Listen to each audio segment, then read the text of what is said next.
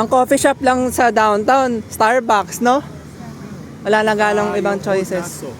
Ha? Ano mo yung public library? Meron bang kapihan doon? Pero hindi din masarap. Oh? Hindi, meron pala doon. Hindi ko alam yun ah. Alam mo yung Salem building? Hindi eh. Pero alam ko yung public library. O dyan. Baka Sunday dyan pumunta ako sa ano, sa art gallery. Libre lang pala yun for residents. Ha? Daanan, bakit ako muna pupunta? Ha? Ako muna pupunta. Isa ka lang? Di baka magsimba ako sa ano eh, pag magaling si Janet eh. Doon sa church niya. Ayayin mo si Lars. Sabi mo, di ba gusto mo nang kasama? Doon sa church si Janet.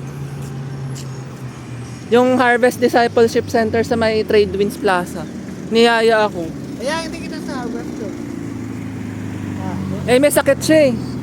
Sa Harvest doon, kung ano tayo magkainan doon.